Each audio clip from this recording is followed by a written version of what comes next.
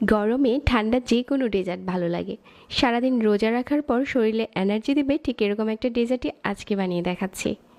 ডেজার্টটা বানানোর আগে একটা কাপে নিয়ে নিচ্ছি 2 টেবিল চামচ গুঁড়া দুধ। তারপর 1 গ্লাস পানি দিয়ে এই গুঁড়া দুধটাকে গুলিয়ে নিচ্ছি। তবে আপনারা সেম কাজটা করতে পারবেন যদি বাসায় লিকুইড মিল্ক থাকে ওইটা দিয়েও। ওই ক্ষেত্রে কাঁচা দুধ নেওয়া যাবে না, দুধটাকে জাল করে নিতে হবে। গুঁড়া দুধটা ভালো করে মেশানো হয়ে গেছে।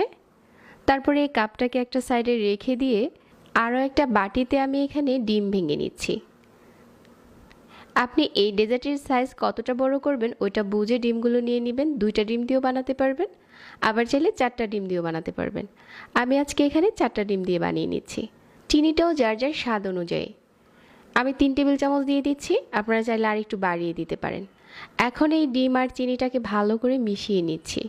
যতক্ষণ না চিনিটা গলে যাচ্ছে ততক্ষণ মেশাতে হবে। এখন এই চিনিটা পুরোপুরি গলে গেছে। আমার এই মিশ্রণটা এখন রেডি হয়ে গেছে। এখন এই ডিম চিনির মিশ্রণটাকে একটু ছেঁকে নেব। একটা স্ট্রেনারে নিয়ে একটু ছেঁকে নিচ্ছি।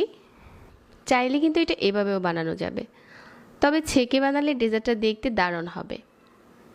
ডিমের এই মিশ্রণটা ছেঁকে নেওয়া হয়ে গেছে। যেই লিকুইড মিল্কটা আমি আগে থেকে মিশিয়ে রেখেছিলাম এখন এই ডিমের মিশ্রণে দিয়ে ভালো করে নেড়েচেড়ে মিশিয়ে নিচ্ছি। মেশানো হয়ে গেছে। তারপর যে বাটিতে আমরা এই ডেজার্টটাকে সেট করব ওই বাটিতে একটু তেল ব্রাশ করে নিচ্ছি। এখন এই মিশ্রণটা ঢেলে দিচ্ছি। অবশ্যই বাটিটা হিটপ্রুফ হতে হবে, আপনারা চাইলে কিন্তু স্টিলের বাটিতেও বানাতে পারেন। এখন এই বাটিটাকে চুলাতে বসিয়ে দেব। আগে থেকে গরম পানি ঢেলে দিচ্ছি একটা প্যানে, আর এখানে একটা স্ট্রেনার বসিয়ে দিচ্ছি। তারপর বাটিটাকে বসিয়ে দিয়ে ঢাকনা দিয়ে ঢেকে দিচ্ছি আর একদম মিডিয়াম আঁচে ভাপ দিয়ে নিচ্ছি। এভাবে করে বেশ কিছুক্ষণ জাল করে নিয়েছি।